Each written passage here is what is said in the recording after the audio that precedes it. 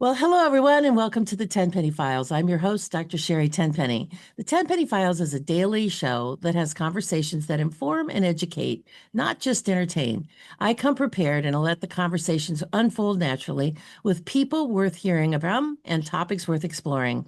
If it matters to your body, your freedom, or your future, we talk about it here. Each day, I talk with authors, documentary filmmakers, and independent thinkers whose work challenges mainstream messaging. We cover a wide range of topics, so there's always something here for everyone. We talk about government, politics, history, astronomy, pets, travel, food, farming, and fitness, vaccines, health, and health policy. We also have a weekly conversation with authors or pastors who write about faith and biblical principles. My goal is to introduce you to topics that you've never heard of, or perhaps topics you always wanted to explore more but didn't know where to begin. Let our authors and guests show you the way. Join me here daily, Monday through Friday at 3 p.m. Eastern at the Tenpenny Files, where we hear from voices who've been ignored, silenced, or censored, but truly have something important to say. Now, before I begin, I want to invite all of you who are listening to become Tenpenny Prime members. You get so many different benefits, and going there will help to support our show and all the work that we do. Visit primemembership.drtenpenny.com, primemembership.drtenpenny.com to learn more and hopefully to support our work. And one last thing, I want to say thank you for everyone who's become a regular listener here and for all the new people because we are growing constantly. So thank you for stumbling across our show, and we hope that you will watch daily. Now, let's get started. Today's conversation is with Zoe O'Toole, a writer and editor currently working for Children's Health Defense, and Mary Holland, attorney and president of Children's Health Defense, about their book, Turtles All the Way Down, Vaccine Science and Myth, which will resolve your vaccine concerns once and for all. And before we dig into this, I just want to say to the audience, this is my favorite vaccine book for new people who are wanting to explore vaccines. And there's so much out there now. When I started doing this back in the early 2000s, there was nothing. And now there are dozens and dozens of books. It can be almost overwhelming. There's also videos and courses and all these things. This is the book that you must have in your library. So, Mary and Zoe, thank you so much for joining me here today. It's a pleasure to talk with you about this book. Pleasure to be here. Yep. What, the only thing, then I get this question all the time. So I want to hear your explanation for this. People say, why this title? It's kind of weird and it doesn't say anything about vaccines and it has symbology to it in terms of vaccine science and health policy. So why don't you guys explain why this book is titled Turtles All the Way Down? It is a weird title. Zoe, why don't you explain it? Okay, so there's this apocryphal story in science circles of a scientist giving a lecture, and it's probably Bertrand Russell that most people think it was. And he's talking about how the universe began and cosmology, and after the lecture, a little old woman, because it's always a little old woman, comes up to him and says, lovely lecture, but it's wrong. You're all wrong. And he says, well, what do you think about the origins of the universe? And she says, the universe is sitting on the back of a giant turtle. And he looks at her like you just did and said, what is the turtle on top of? And she says, another turtle. And then he says, what about that turtle? And she says, it's turtles all the way down. So in the scientific community, they tend to use this story as a way of dismissing people like us, the moms who aren't working on science on a daily basis. But what the book does is it turns that around. It says, guess what? The science that you think they're building this whole vaccine safety thing on is turtles all the way down. There's really nothing there. Or as they used to say in IT, it's vaporware. It's just not there. And the book actually exposes that and says essentially that it is the emotional parents who are actually getting this right. That's so true. I had Aaron Siri on our show, and I read his book, Vaccines, Amen. And, well, a good portion of the beginning of that book is about his interviews that he did, his 8-hour interview with Stan Plotkin. And I remember back when that came out and I actually watched the interview, but seeing it in print just absolutely demonstrates how the entire vaccine industry is just vaporware. It's just built on nothing. It's And nothing. and just there's just nothing there. Except money, except a lot of money and a lot of injury and a lot of lies. But I think Aaron's title, Vaccines Amen, and Turtles All the Way Down, and your zero accountability, they all go to this fundamental point.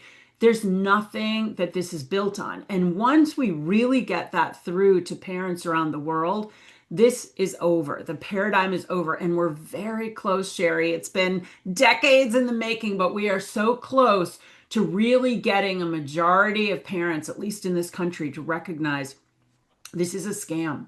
It's harming our kids.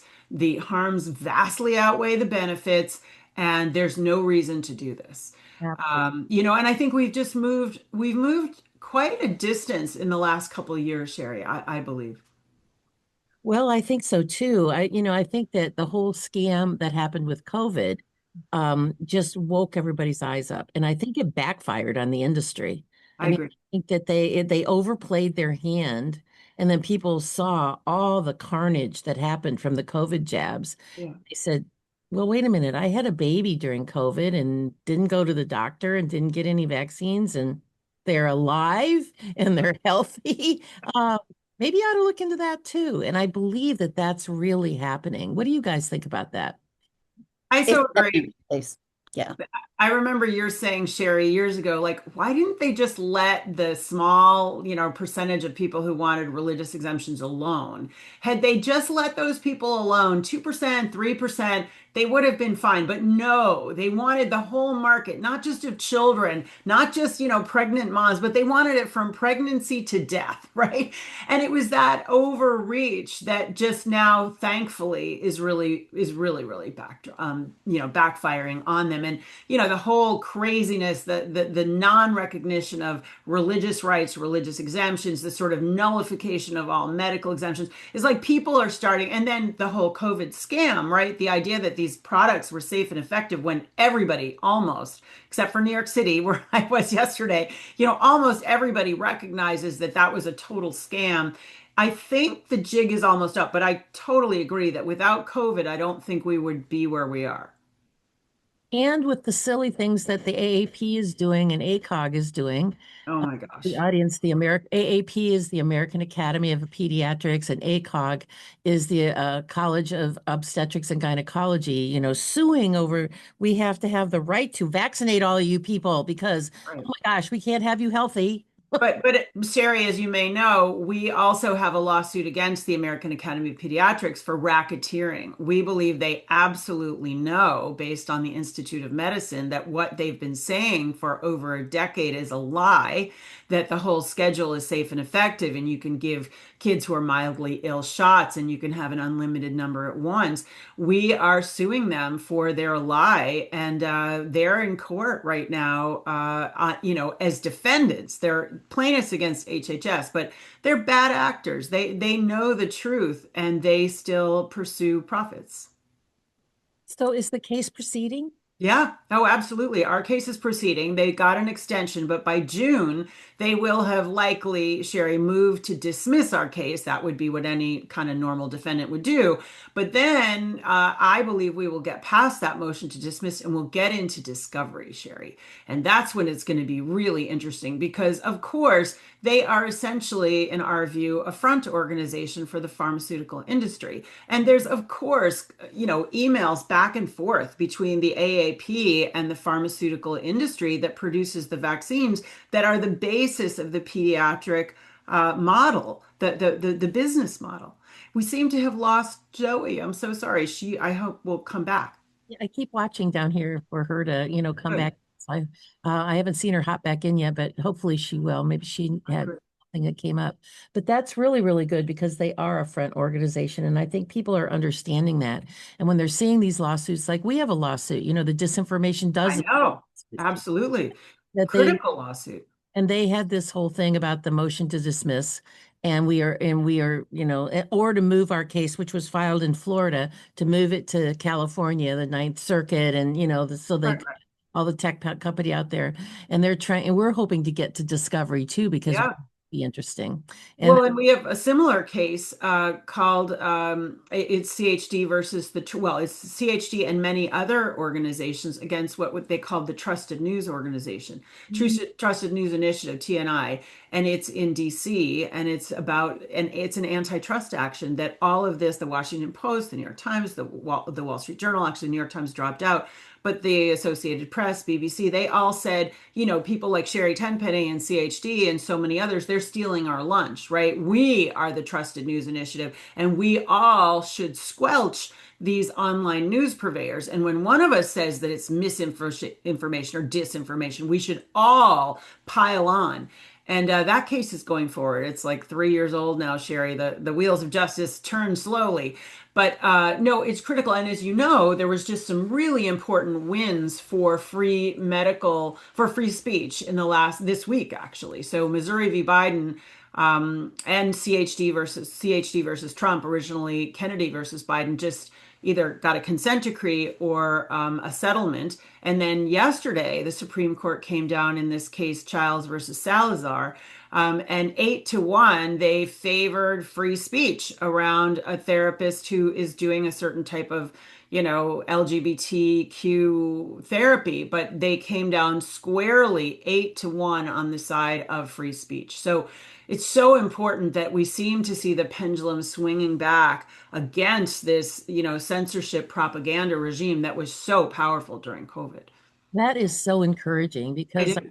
our court system is not what it should be. It's not independent. We've got this, rogue judge out there saying we can't change the vaccine schedule. And it seems as though the government isn't fighting back against that. Well, let me speak on that. We tried in the decision AAP versus Kennedy. We sought to intervene as Children's Health Defense because the AAP are representing doctors and HHS is representing the government, and like who is representing the kids? This is about the kids. This isn't about the government or doctors. So we sought to intervene, and the judge denied us the right to intervene, but he asked us to file a friend of the court brief, which we did. And then he mentioned, and we put in 1,000 pages, Sherri. He mentions it in one footnote. So we have already, while the government has not yet, we have already not only appealed the denial of our ability to intervene to the First Circuit Court of Appeals, but we've appealed that decision itself because we believe that Judge Murphy, who's, a green new federal judge, completely got it wrong, saying that, the ACIP panel is invalid and all of the recommendations that Kennedy has made are invalid because they were either arbitrary or capricious, or ACIP was invalidly constructed. I mean, basically what he said is nothing can be done about vaccines in the whole federal government without his permission. And it's like, Sherri, even if you and I, were zealous pro-vaxxers, if we were Stanley Plotkin and we had a legitimate worry about Ebola tomorrow, you would want the CDC and the HHS secretary to be able to take actions and not have to go to a totally uneducated federal judge in Boston. So I don't think that decision is going to stand, Sherri. I really don't. And I do think that HHS and Kennedy are going to appeal that decision. But it does show us that, there's something really wrong with the judiciary.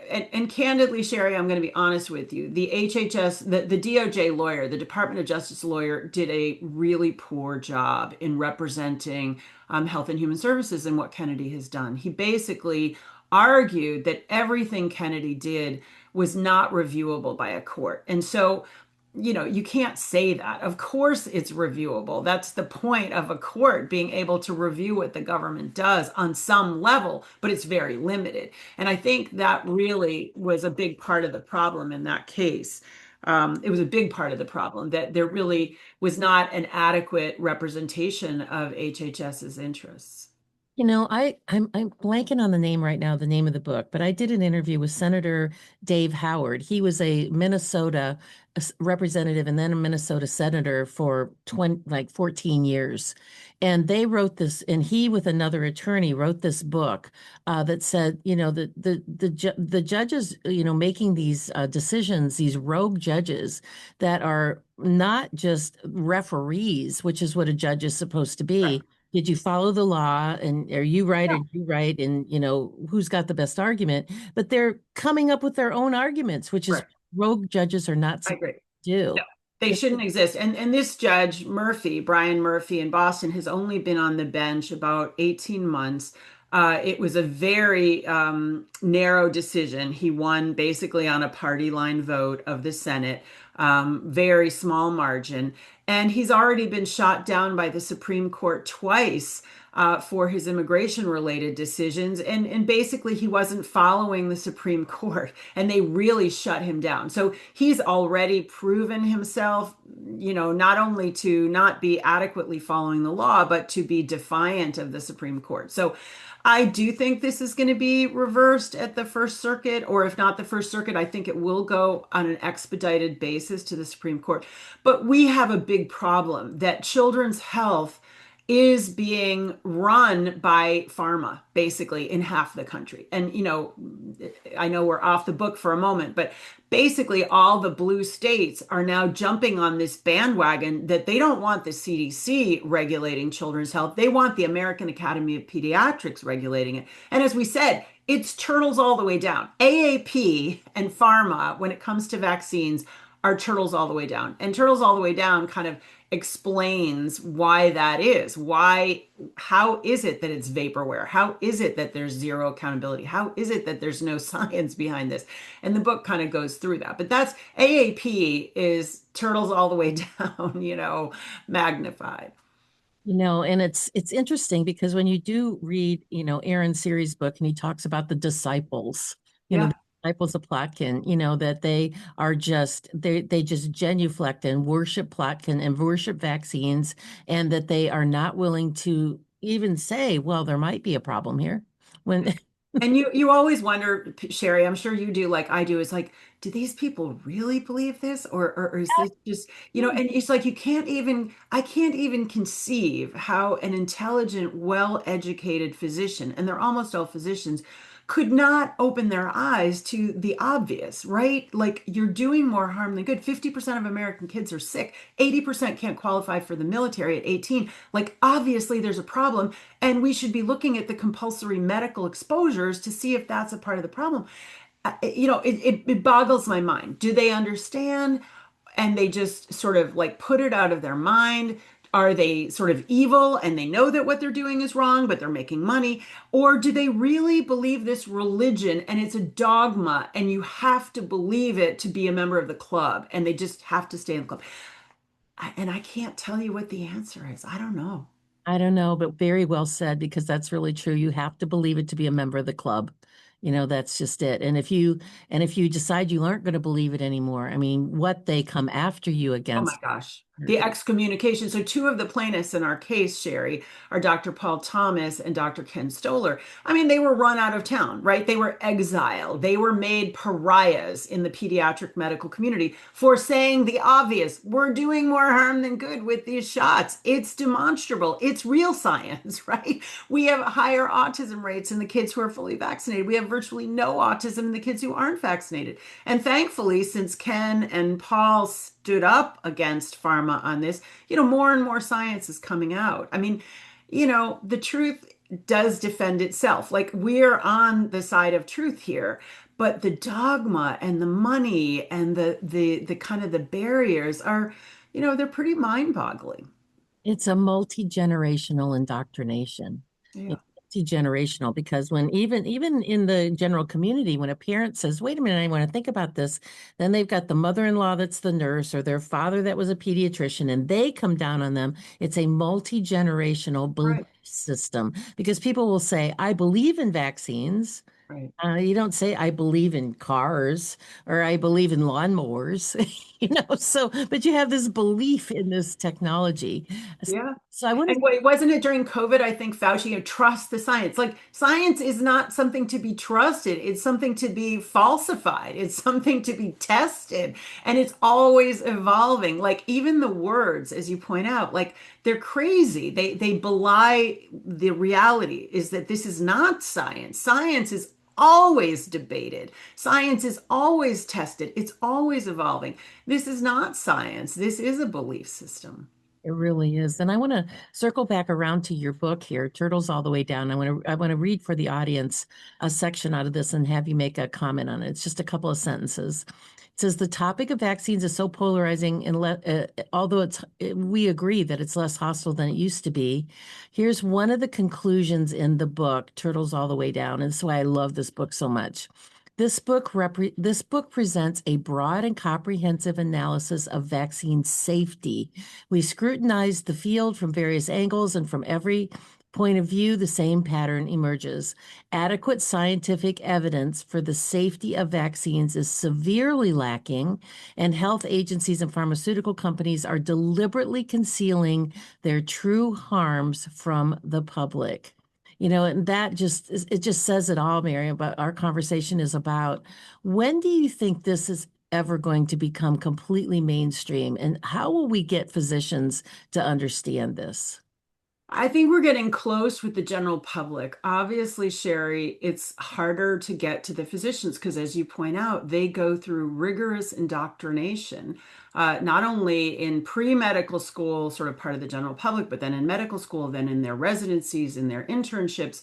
So the doctors are not, it's a small group of doctors like you, thank God, and Paul Thomas and Ken Stoller and Larry Pilevsky, who are leading the charge among doctors. But most doctors aren't going to do that. But how close are we? We're getting very close, Sherri. And then I think it's slow. It's like a lot of things. It's slow, slow, slow, slow, and then it's just very, very fast. That's how it's going to happen. It's a house of cards. It's like the pressure is building, building, building, and there's going to be one more trigger past COVID that's just going to shatter the whole system. And I really do believe that that's already starting to happen. We see it starting to happen. Florida, the governor, the health director, Latipo are really saying, we want to have no mandates. Idaho, the health freedom bill, we want to have no mandates. Other, red states are taking that up. We want to have health freedom laws.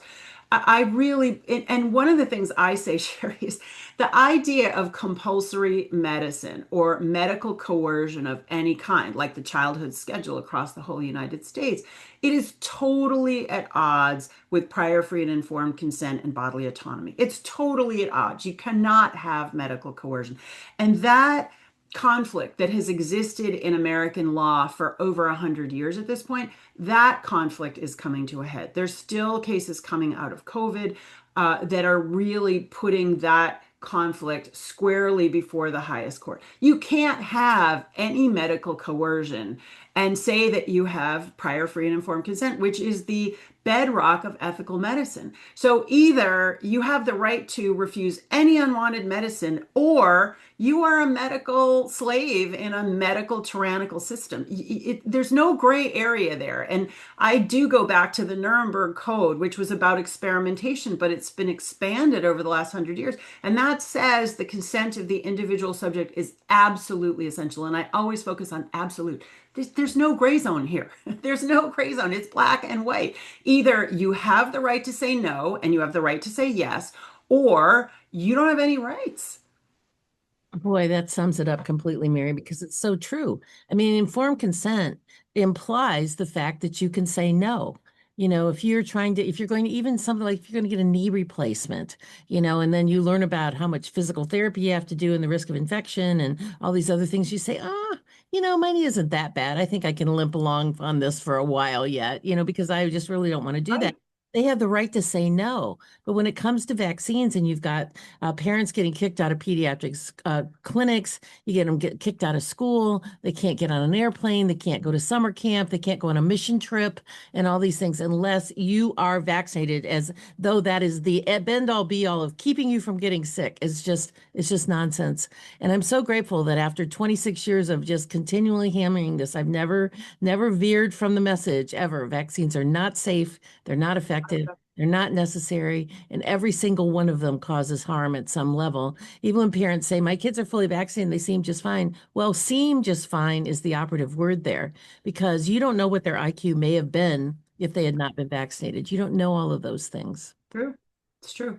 You're absolutely right. And one of the things that I was at a couple weeks ago by the Make America Healthy Again Institute, Maha Institute, was about the massive epidemic of vaccine injury. And I do believe that MEVI concept, massive epidemic of vaccine injury, is something that we now do have the science for from the Henry Ford study, from the Mawson studies, from Hooker and others. We now are in a position that we weren't in 26 years ago, Sherri, even though there was massive damage then, we didn't even have the rudimentary science. We now have the science. We have the evidence of the chronic disease epidemic. We do have the Secretary of Health and Human Services who's been pushing on this. We do have, what the law is. It's being challenged, but that there should be shared clinical decision making. You should not be able to shove these shots down people's throats for their children.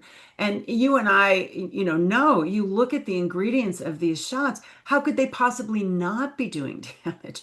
Formaldehyde, aluminum, still trace amounts of mercury. How can they not be doing damage? Of course they're doing damage.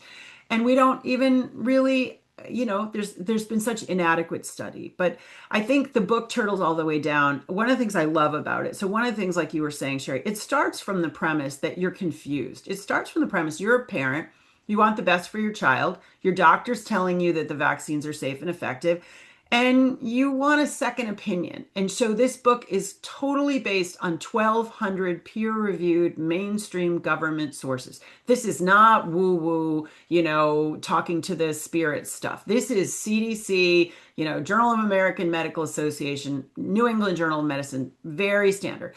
And it says nobody cares about effectiveness if there's not safety. Every parent cares most about safety. So the book is only about safety. And it really looks at what the industry and the AAP and the government say are the bases of safety. And it just obliterates them. It makes it really clear. There is not preclinical, there's not pre-marketing safety. There's not safety once it's on the market. There's just no safety along the whole chain that's really demonstrable. And it explains how that happens. And I love, Sherri, by the end of the book, I love that it starts at the very beginning. Let's hold your hand. Let's go get a cup of coffee. Let's take it easy. Let's just look at it, sort of objectively. And as you say, there's summaries after each chapter. So if you can't read it in depth, just read the summary. But by the end of the book, they say this is a crime against humanity. This is absolutely a crime against humanity. And I couldn't agree more. I always start crying when I read the last paragraph because this is a crime against humanity, Sherri, as we know. This is really intolerable. And that's why you and I and so many other people have devoted so much of our life force to this, because it's such an assault on humanity. It really is. And it's, unless we stop it, it's only going to get worse because it's very lucrative. And if you can get away with the lie, well, you would sort of expand the lie. So, but the good news I really do believe is COVID and the efforts that you and so many others have put into this, it really is, it's faltering. It's a house of cards. It's gonna tumble down. We're not quite there yet, but we've gotten a lot closer than we've ever been. This is a good place for us to just hold that thought because it's like, amen, to that. So hold on to that thought. We're going to take a quick break to hear from our sponsors for AmericaOutloud.news. America Out Loud Talk Radio plays the Tenpenny Files on iHeartRadio Network every day at 3 p.m. Eastern Time, Monday through Friday. You can listen anywhere in the world if you go to AmericaOutloud.news and listen through their media player.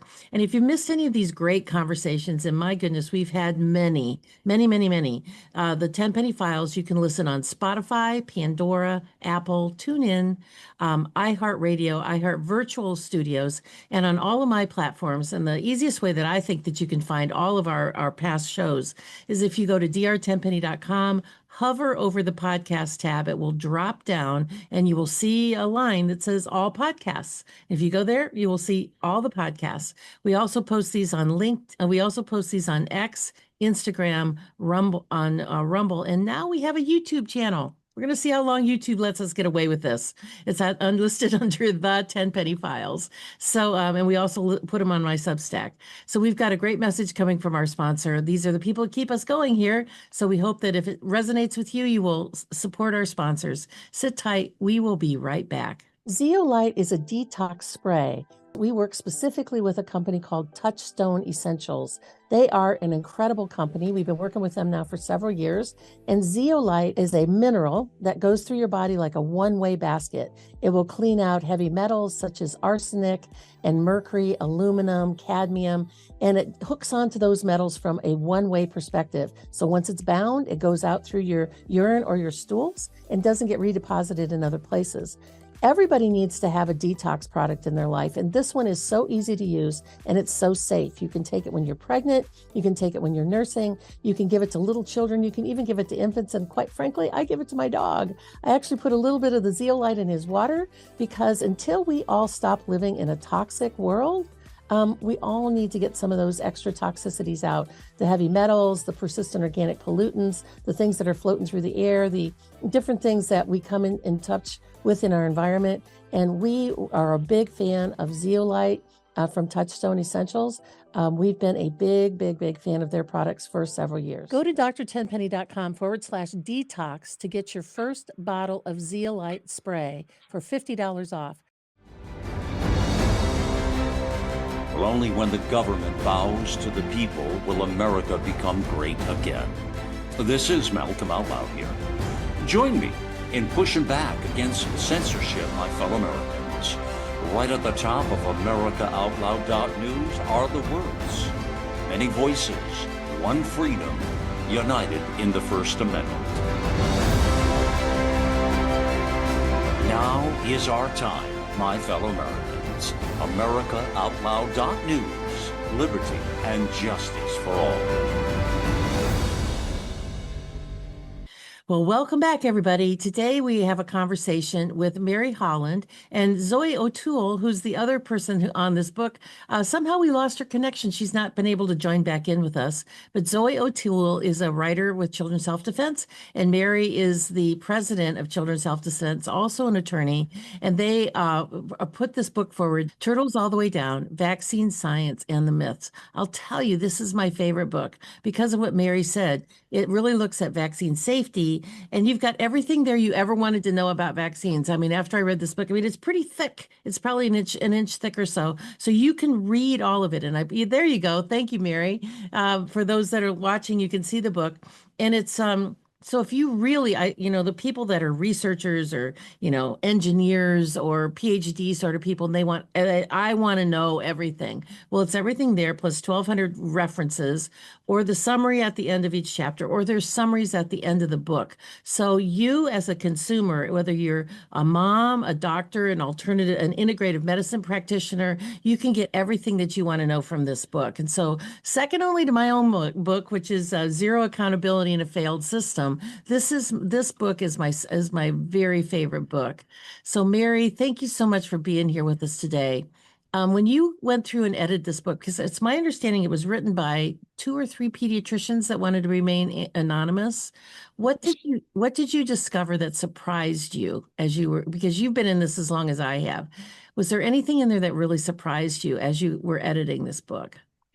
Sherri, I just want to tell you this sort of the origin story. So I went to this conference in Tel Aviv, of all places, Tel Aviv, Israel, in 2019, and I saw these posters of these turtles, and I'm like, what is that all about? And the book was only in Hebrew, and I at the back there was a QR code, and for me, I'm very tech sort of not savvy, but I was like, I'm really curious about this book. So I looked up the QR codes and I saw all these CDC and JAMA and New England Journal references. I'm like, Oh, wow. I really want to understand this book. And so I was put in touch with sort of the representative for the Anonymous Writers Coalition. And I said, you got to make a couple of these chapters available to me in English. And so we started a dialogue. And so it wasn't published until 2022 in English, but then it was quickly translated into Italian and French and German and Spanish, because as you point out, it's a really basic book and it kind of spans somebody who really just has time for the summaries and just wants a sort of quick and dirty, all the way to engineers, scientists, physicians who really want to know. And I have thought, Sherri, Dr. Pierre Corey, Dr. Peter McCullough, Dr. Ryan Cole, these doctors who've kind of left orthodox medicine, many of them have said that it was really Turtles All the Way Down that really helped them to make that leap, and to sort of understand, yeah, the science, mainstream science does not support their claims that these things are safe and effective. So what surprised me, I would say that, in editing it, I was really surprised by the depth of the lies. They,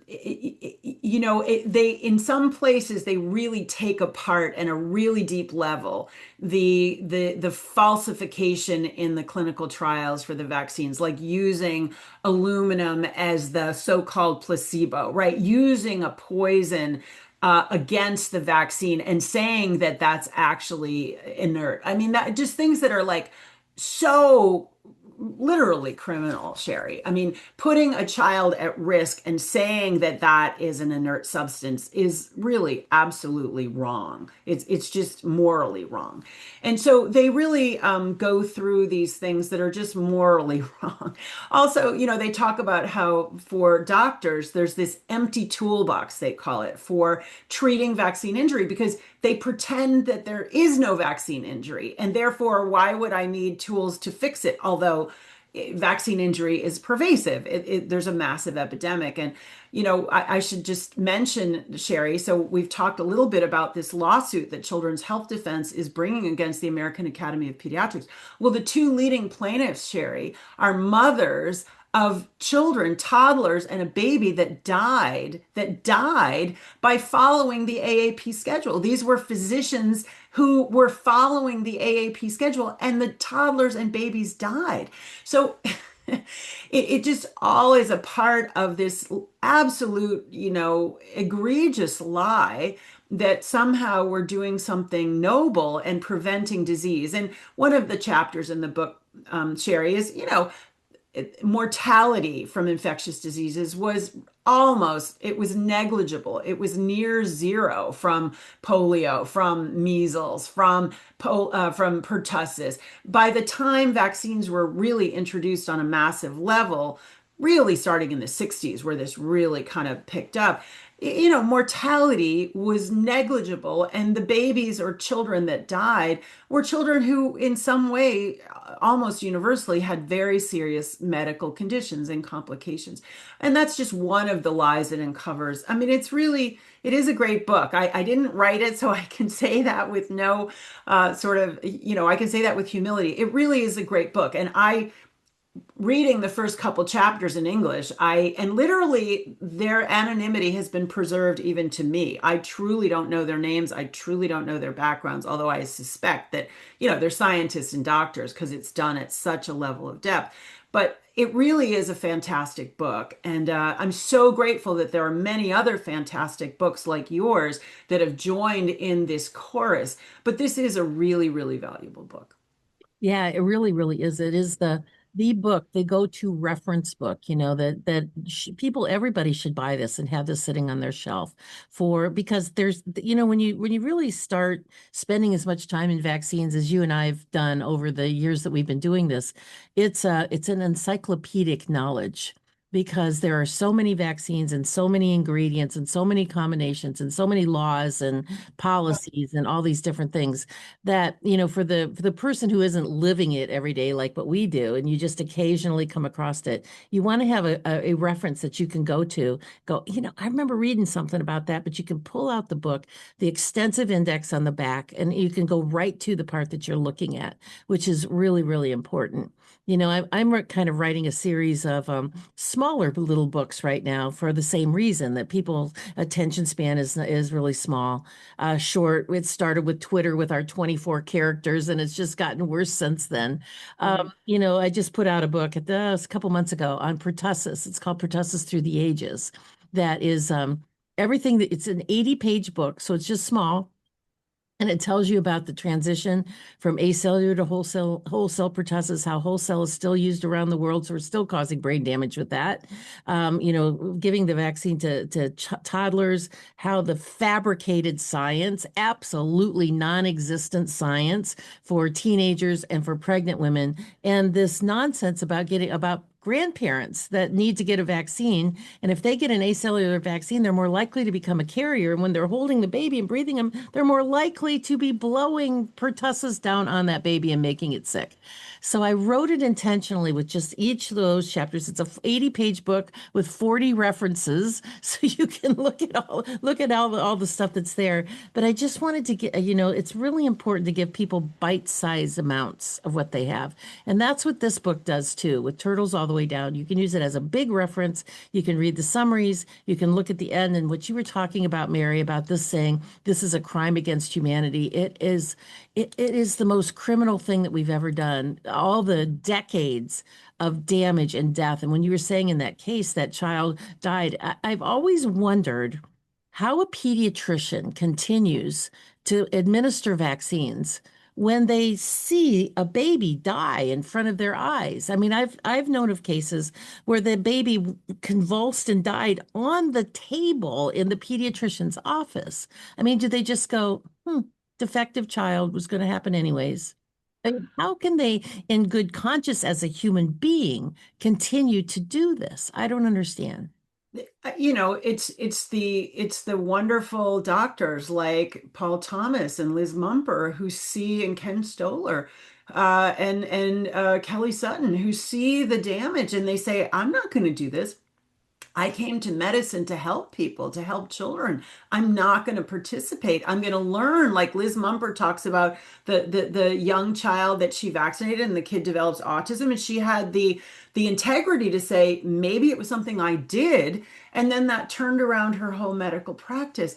It's shocking to me, Sherri. I'll be honest with you. It's quite shocking that more doctors don't say there's something desperately wrong here.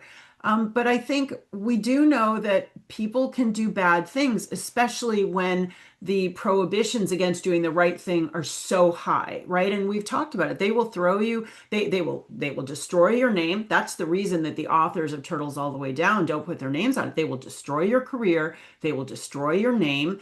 And frankly, I don't think we know the full depths of the nightmare that they cause to the people. They can pursue them legally. They make life really, really hard for the doctors who step out of line. And so most don't. Most doctors won't step out of line. And we're so grateful to the doctors that do step out. Physicians for Informed Consent, the MAPS group, the Rimland Center, what you do on the various podcasts with Five Docs and with Dr. Palevsky. I'm so grateful to you because you speak truth to the power of the medical establishment, which is very powerful. But I think one of the things that, we need to think about, but especially you, the physicians, need to think about is how do we make it easier for doctors to step out? How do we make it easier? And I think that what Kennedy did in the recommendations that have now been, preliminarily frozen, moving towards shared clinical decision making, I think it does make it easier for pediatricians to say, it's not required. Actually, under the law, you get to help decide, here's the real facts about meningitis, or here's the real facts about, hepatitis A shot. I felt like that was making it easier for pediatricians to back away from this coercive model. And, it's been frozen for the moment. But I would love to hear more ideas about how do we reach the doctors. But as I said at the beginning, doctors in general are going to be harder to reach than the general public. The general public is pretty commonsensical. And it's like, if half of all kids have some kind of immune system dysregulation and we're giving them shots starting on the day of birth for immune system enhancement, maybe there's a problem here, I think that I was a little bit concerned about this idea of shared decision making. Secretary Kennedy he's just put pedal to the metal about getting nutrition into medical schools. And I was at an event at the NED down in DC about a month ago, maybe it's a little bit longer, 6 weeks maybe, where he was there and he and Dr. Oz told the story of how he's getting nutrition into the schools, that they talked to the medical directors of the schools and the people that write the board exams and then the people that monitor the board exams. And he got them all together and said, listen, we got to work together to make this happen, which is something Bobby's always been terrific at being Yeah. able to do. And I've said, but seriously, we've got to somehow get education into physicians, because the only thing that they're taught in medical school is here's the schedule, memorize it. This is why you have to give them in this order because of the 30-day rules on some of these vaccines. And shared decision making only works when both people are knowledgeable. I mean, if a parent comes in that's very knowledgeable and tries to talk to their pediatrician who's totally pro-vaccine and doesn't know how to answer the questions of like what's in the vaccine, they don't have any idea.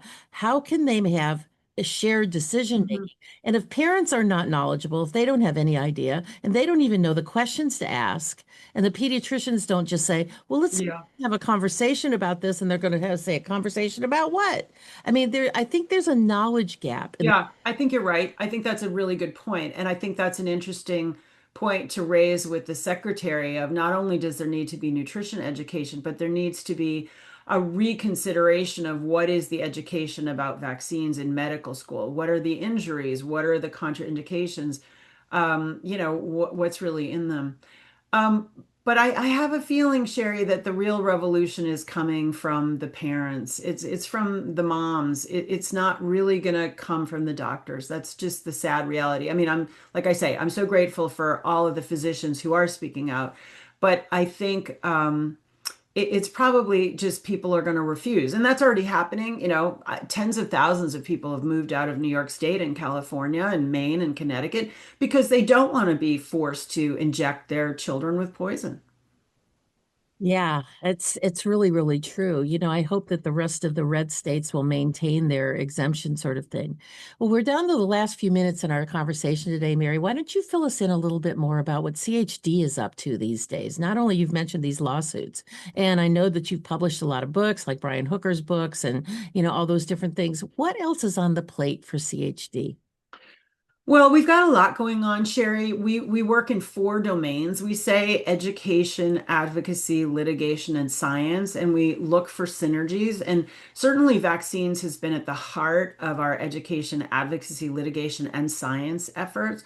But there's two other areas that we're really quite deeply engaged in at this point, electromagnetic radiation, and we are really trying to challenge a sort of an end run by the Federal Communications Commission that's trying to basically disallow any state legal actions, any state control over stationing a tower or an antenna outside of a baby's window or on school grounds or on a firehouse, really causing harm. And as we move from 3G and 4G and to 5G and now 6G and 7G. The number of people who are going to have radiation injuries is just escalating. So we're very deeply involved in this electromagnetic radiation space.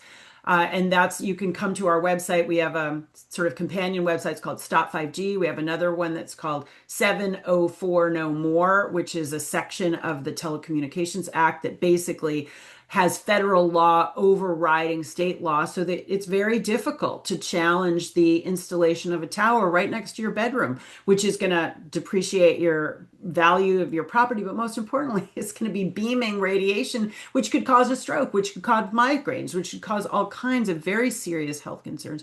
And we just today, in fact, submitted a brief in a Supreme Court case that's coming up that will be argued in April, late April.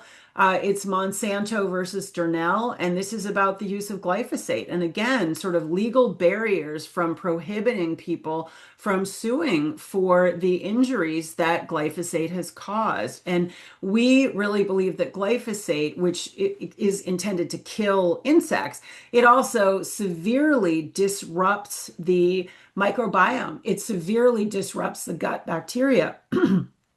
and especially so for children.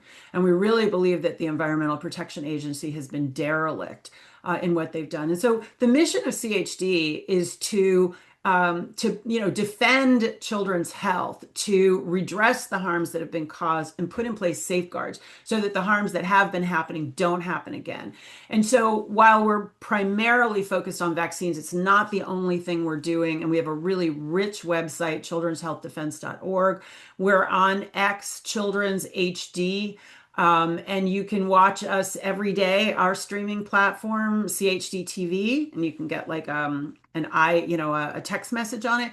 And then we come out with Defender Monday through Friday and the best of the week on Sunday. So we're pretty busy, Sherri, and we really, like you, so appreciate public support. We can't do what we do without public support. And tell people where they could go to support you because it's really important. So come to childrenshealthdefense.org and there's a donate button on the upper right hand. We're a nonprofit. We get no government money, which I'm grateful for. We get no corporate money, and we don't have sponsors. So we are absolutely dependent that the public, you people listening and watching what we do, think that it's valuable, and we're so grateful for the support that we get because I think we really are reaching tipping points, Sherri, on some of these toxic exposures to children that have been harming them for decades and decades. And I do believe the public is really waking up on these issues. And so now the fight is more important than ever. We're getting very close to real changes. And so it's really important that we stay in the fight and that we take this to the next level and win. I thank you. I totally agree with you, Mary. There's one thing I want to put on your, because you were talking about EMFs. I did a two-part interview on this show. It's the only person I've done a two-part interview who wrote a book called The Dark Side of Prenatal Ultrasound. Oh, wow. It's really intense and it falls right into your wheelhouse about Oh, EMF. thank you. Great. We will definitely check that out. Get you in touch with that because it's a story that needs to be told. And it's a very thick book. It's 500 and some pages, but the last 200 pages is just footnoted references. There's over Wow. 18. Well, we do books, as you know, and we're coming out with a book about the harms of electromagnetic radiation by a radiologist, right? By an MD radiologist. So, yeah, but I would love to know about that. We would love to have that author on CHD TV. We're all reaching slightly different pockets of people, and we all are, working together to raise awareness. Yeah, it's got 1,800 references, so it's a Fantastic. really real well-written book. I'll make sure that I get you in contact with that person. That would be great, Sherri. Thank you. So thank you so much, Mary, for your time here today. I know how busy you are. Holy goodness, it's just so hard to get hold of you because, we're like Brownian movement. We just like kind of have to. Well, we've been at this a long time, Sherri, but I think we're finally seeing the fruits of our labors. Truly, I really do believe that. I think so too. So with that, I want to thank you for being here today. I'm sorry that we lost Zoe, but I was glad she was at the very beginning of the show for a few minutes. Turtles All the Way Down is a must buy and a must read and a must have. It's not even necessarily a book that you like a novel that you sit down and read from cover to cover. You can read on the vaccines that you're most interested at the time. So please put that in your store. You can get it from Children's Health Defense. We have created a bookstore.drtenpenny.com where we put all of the author's books in there. So I want to thank everybody that's been with us here today. And with that, I close out with one of my favorite verses from the Bible. I close all my podcasts with, which is Romans 12:12. Rejoice in hope, be patient in trouble, and be persistent in prayer, because boy, we need a lot of that these days. So thank you. Trust God for everything. He'll never let you down. He's with you there every step of the way. We'll see you again tomorrow or the next time right here on the Tenpenny Files. Have a great rest of your day, everybody. Goodbye and God bless.